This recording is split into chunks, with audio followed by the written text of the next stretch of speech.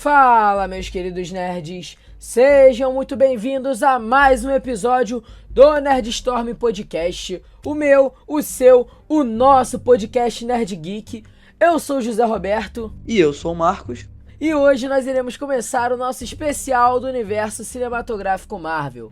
Resolvemos fazer essa homenagem agora, porque nesta semana está completando um ano de Vingadores Ultimato, o filme que encerrou toda a primeira grande saga desse universo. E no episódio de hoje nós vamos falar sobre os principais filmes da Saga do Infinito, no caso, a franquia Vingadores. Mas antes de tudo, peço que você siga as redes sociais do Nerdstorm Podcast, pois é lá onde a gente posta notícias, listas, memes, enquetes e muito mais. E além disso tudo, nós também vamos avisar por lá quando sair um novo episódio do podcast. E é por lá também onde você pode fazer a sua recomendação de tema para os próximos episódios. E claro, siga a gente pela plataforma que você está ouvindo, ou seja, se você está aí no Spotify, nos siga no Spotify. Se você está pelo Anchor, nos siga no Anchor. E se você está pelo YouTube, se inscreva no canal e ative o sininho para não perder nenhum lançamento novo. E bom, passada essa nossa breve introdução, bora começar! Muitos não sabem, mas a Marvel já esteve à beira da falência. Ali pelo final da década de 90, os quadrinhos já não vendiam como antes e por isso a empresa estava em decadência. Então, para solucionar esse problema, a empresa teve a ideia de vender os direitos dos seus personagens para grandes estúdios de cinema. Foi aí que o Homem-Aranha foi vendido para a Sony, o Hulk para a Universal, os X-Men para a Fox e por aí vai. Então, no início dos anos 2000, começaram a surgir diversos filmes de super-heróis no cinema. Porém, os filmes em sua grande maioria eram bem ruins, com uma qualidade não muito boa. Só que eles faziam muito sucesso, que consequentemente trazia muito dinheiro. A Marvel, vendo tudo isso, decidiu por fazer seus próprios filmes com os heróis que ainda não haviam sido vendidos. Eles iriam dessa vez fazer filmes dignos dos seus heróis, com uma boa qualidade e queriam fazer muito sucesso como os das outras empresas. Então foi fundada a Marvel Studios, e o seu primeiro filme foi Homem de Ferro, lançado em 2008. O filme foi um grande sucesso que agradou a todos devido à história que ainda não era tão conhecida pelo grande público, já que nos quadrinhos Homem de Ferro nunca tinha sido um herói muito famoso, ele era um herói mais B ali da Marvel, e também graças à atuação sensacional do Robert Downey Jr. como Tony Stark, que realmente incorporou o personagem no filme. E com certeza é uma das coisas mais marcantes desse filme. Nele também temos algo muito importante que realmente iria marcar esse universo Marvel por todos os outros filmes, que são as cenas pós-créditos. A primeira cena pós-crédito mostrava o Samuel L. Jackson no papel de Nick Fury falando com Tony Stark sobre a iniciativa Vingadores. Com certeza isso foi algo muito surpreendente ao público, pois não era de costume os filmes terem cenas pós-créditos e ainda mais falando sobre essa tal iniciativa, o que indicava a criação de uma franquia. Agora, como o primeiro filme fez sucesso, a Marvel seguiu com o seu grande plano de criar um universo compartilhado para todos os seus projetos, onde chegaria uma hora em que todos eles se encontrariam em um filme só.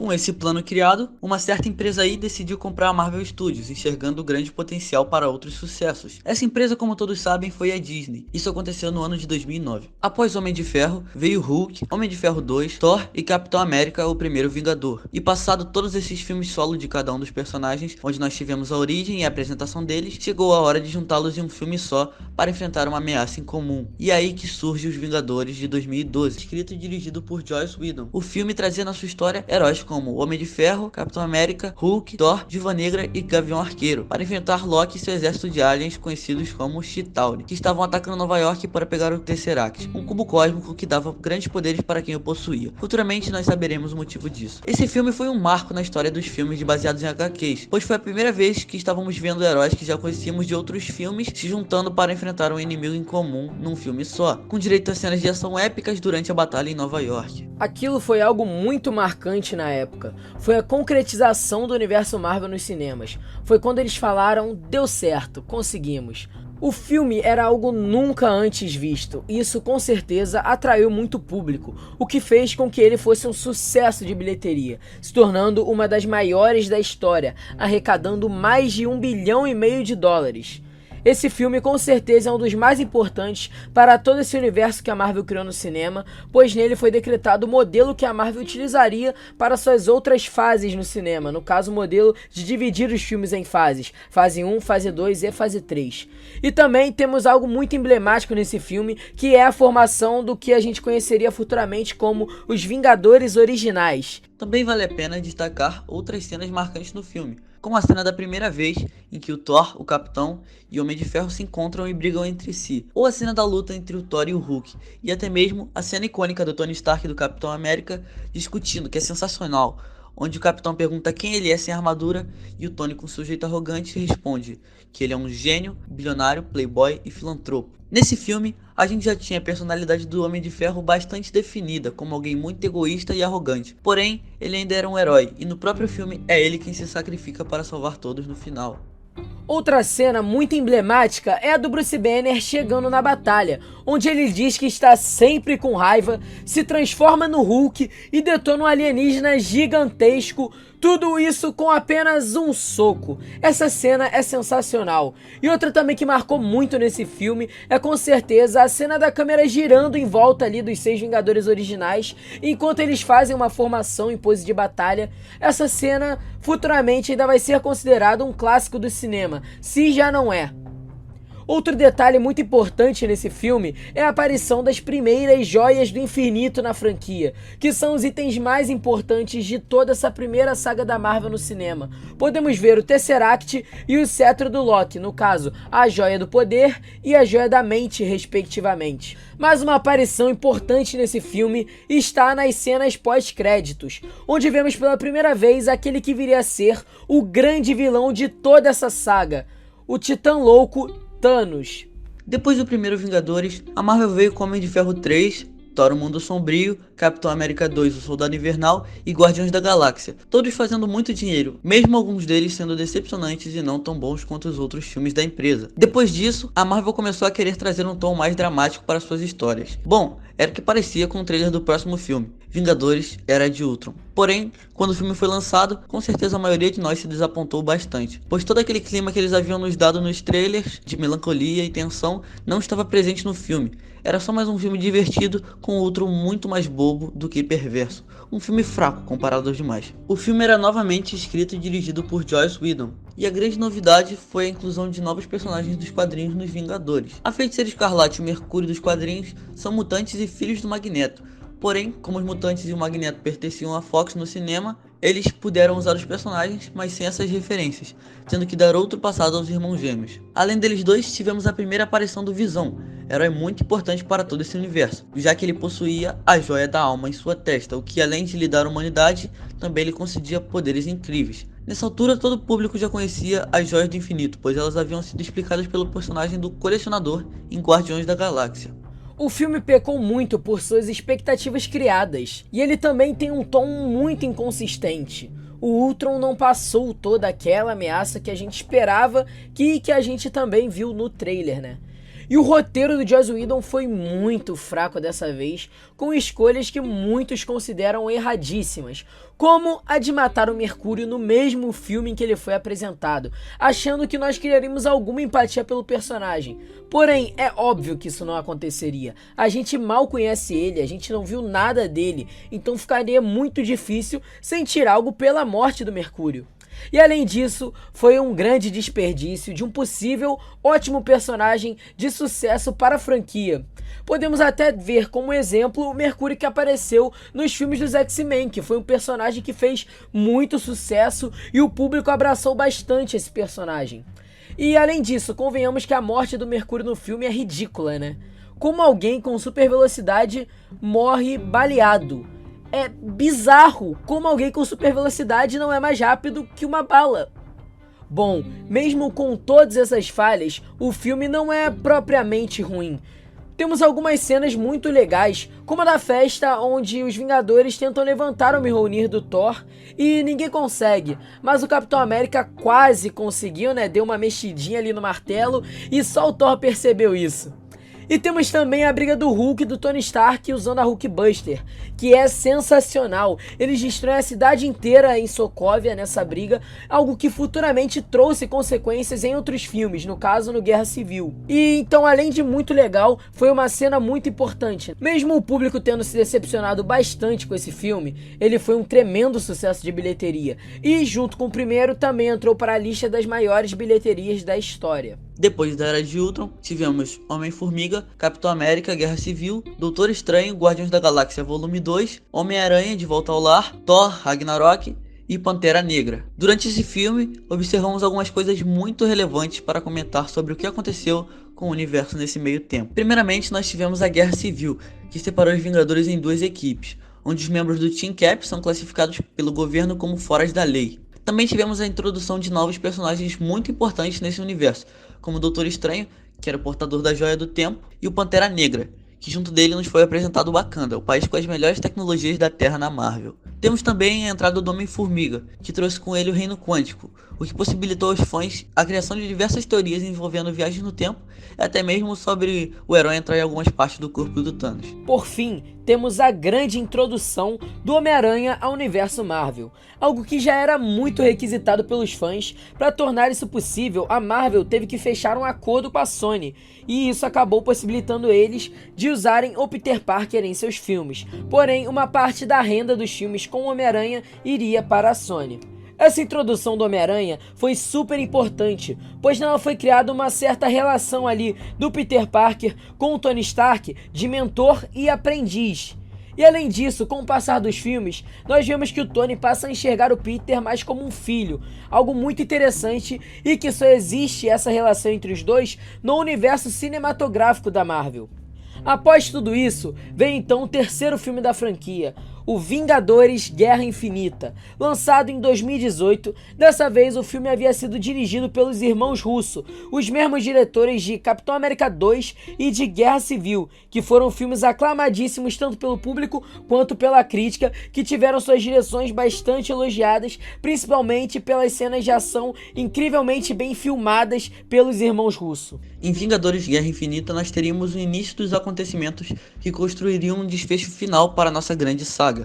Nele nós finalmente teríamos o foco no grande vilão da saga, o Thanos, que com certeza não é só o maior vilão da Marvel, como também é o melhor. Apesar do nome, podemos dizer que o Guerra Infinita não foi um filme sobre os Vingadores, e sim sobre o Thanos, pois é nele que acontece todo o arco de desenvolvimento do personagem, e por isso o vilão assume o papel de protagonista. O filme conta a jornada de Thanos e explica seu maior objetivo: exterminar metade de todos os seres vivos existentes de forma aleatória para fazer com que o universo entre em equilíbrio.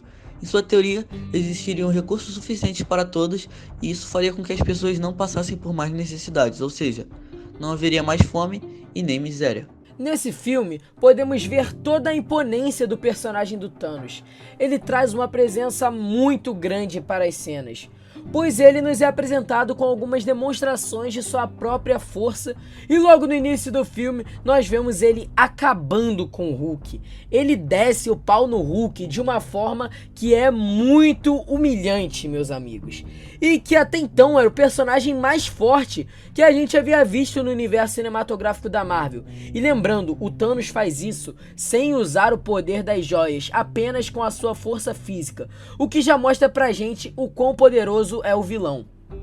Para concluir o seu plano, o Thanos precisava das 6 joias do infinito e também da sua manopla, no caso a manopla do infinito, que é o artefato que ele usa para conseguir controlar o poder das joias. E então durante o filme nós acompanhamos o Thanos indo buscar cada uma das joias, e do outro lado nós vemos os Vingadores tentando arrumar algum jeito de protegê-las do Titã Louco e do seu exército, o que se torna uma missão muito complicada.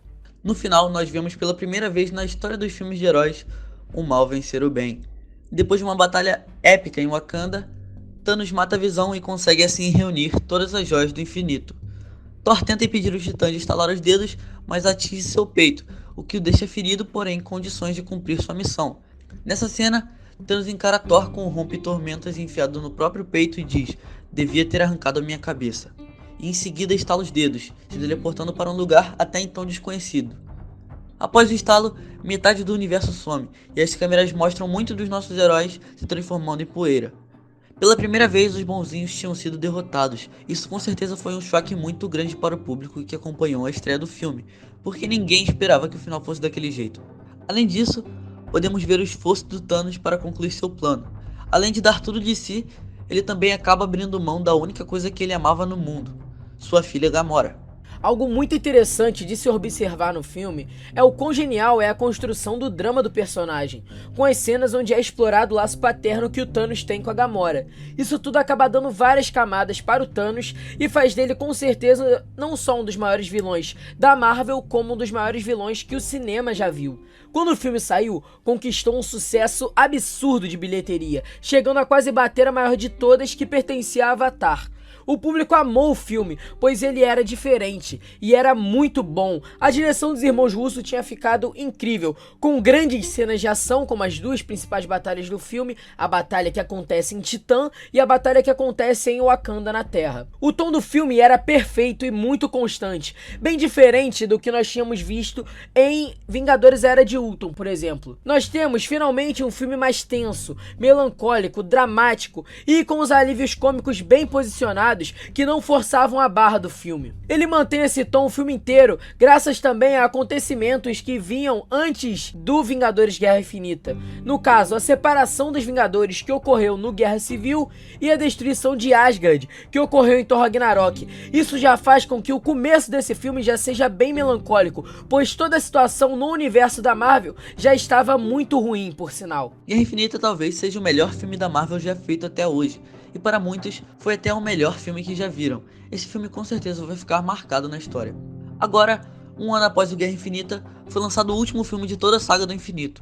No dia 25 de 4 de 2019, Vingadores Ultimato fazia finalmente a sua estreia nos cinemas. O tão esperado final fez com que o filme gerasse um dos maiores eventos do cinema nos últimos anos. Grande parte do evento surgiu em torno do fato do Guerra Infinita ter deixado um gancho enorme para esse filme. Todos ficaram ansiosos para ver o que iria acontecer depois de metade do universo ter desaparecido. Até que o filme saiu e foi muito maior do que todos esperavam. O filme novamente contava com os irmãos Russo na direção, que conseguiram completar mais um trabalho de forma impecável aqui. E o mais impressionante é ver como um filme com tantos personagens como esse foi organizado pela direção para conseguir ter um tempo de tela para cada um deles. O começo do filme já subverte todas as expectativas do público, pois temos a morte do Thanos logo nos primeiros 15 minutos de filme. Nós vimos os Vingadores reunidos novamente, só que agora com a Capitã Marvel, que foi apresentada em seu filme lançado entre o Guerra Infinita e esse aqui, e com ela sendo a personagem mais poderosa de todas que havíamos visto até agora. Na reunião, os Vingadores bolam um plano que consiste em descobrir onde está o Thanos, derrotá-lo com a ajuda da Capitã e trazer as pessoas que haviam sido transformadas em pó de volta usando o poder das joias. Durante a conversa, a Nebulosa revela que talvez saiba a localização de Thanos. Os Vingadores checam no radar e descobrem que há um sinal de um segundo estalo vindo do lugar. Depois disso, todos eles vão para o espaço e partem para o jardim do Thanos. Porém, quando chegam lá, descobrem que ele havia usado as joias para destruir as mesmas, pois já havia concluído seu plano e não precisava mais delas. Revoltado com isso, Thor corta a cabeça de Thanos fora. Só essa cena já foi suficiente para chocar o público. Bom, eu fiquei bastante chocado. Nesse filme, os protagonistas realmente são os Vingadores, diferente do Guerra Infinita. E novamente a gente volta a falar da direção dos irmãos Russo, que conseguiu dar o tempo de tela necessário para cada personagem. E olha que são muitos personagens. Mas o Capitão América e o Homem de Ferro têm um tempo de tela maior. Algo que, vendo o filme, a gente entende que realmente é necessário eles terem esse destaque. Até pelo fato de termos o encerramento do ciclo dos dois aqui nesse filme. Não só deles, como dos Vingadores originais. Tanto que, no final da história, o Capitão volta no passado para viver a sua vida que ele não vivia ainda. O Thor desiste de Asgard e vai para o espaço com os Guardiões. O Hulk perde um dos seus braços, algo que impossibilitaria ele de continuar como herói. O Gavião Arqueiro vai passar o manto para sua filha, na sua série de TV que vai lançar no Disney Plus. A Viúva Negra e o Homem de Ferro, como já sabem, eles acabam morrendo. Ou seja, um ciclo da Marvel se fecha com esse filme, e a partir daqui ela deve focar em outros heróis, como os seus núcleos principais, Pantera Negra, Capitã Marvel, Homem-Aranha, por exemplo. e a Marvel realmente queria encerrar desta forma, tanto que não é sem querer o fato de nenhum dos 6 originais terem desaparecido pelo Thanos no estalo no outro filme, ou seja, ela queria que o último filme fosse a última vez que veríamos os 6 juntos em ação. Nesse filme temos cenas muito marcantes, e temos toda a dinâmica deles voltando no tempo para pegar as joias, o que foi uma sacada que a Marvel usou para homenagear seus filmes nesses últimos 10 anos. Então, revemos cenas do primeiro Vingadores, do Thor 2, do Guardiões da Galáxia e do Capitão América o Primeiro Vingador, só que dessa vez de uma maneira e um ângulo diferente, o que ficou muito legal e interessante. Mas o auge do filme é com certeza a grande luta final, a maior batalha já feita em um filme baseado em quadrinhos. A batalha final é basicamente o grande finale da Marvel, todos os heróis principais e secundários de todos os filmes do MCU enfrentando o exército do Thanos do passado, que descobre o plano dos Vingadores para reverter as consequências de sua missão e viaja para a atualidade do filme para impedi-los. Esse Thanos é muito diferente da sua versão do Guerra Infinita / começo do Ultimato, pois é perceptível que ele está ansioso para concretizar seu plano, enquanto o outro era muito mais calmo e calculista, o que mostra que ele evoluiu bastante durante sua jornada. A batalha é incrivelmente gigante, e ver todos aqueles heróis juntos na mesma cena fez parecer que a luta tinha sido tirada diretamente de uma página dos quadrinhos. Foi simplesmente lindo.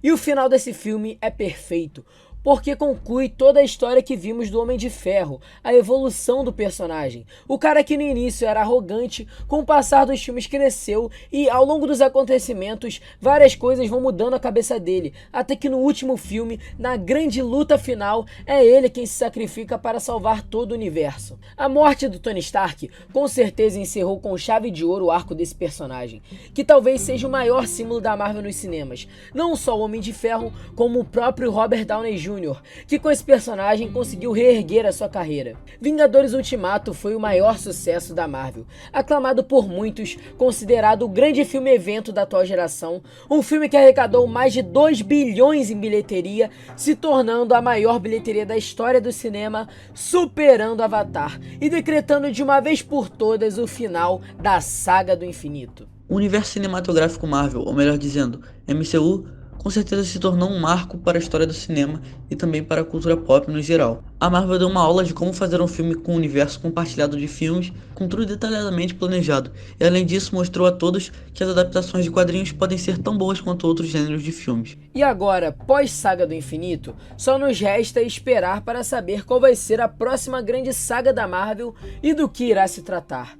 Eu sei que toda essa história das joias que nós acompanhamos durante 11 anos foi muito incrível, mas como dizem, parte da jornada é o fim. E bom pessoal, esse foi o episódio de hoje, eu espero que vocês tenham gostado. Não se esqueça de ajudar o podcast divulgando para os seus amigos. Nós agradecemos a todos que ouviram até aqui, muito obrigado mesmo pela sua atenção, tenham um bom dia e valeu!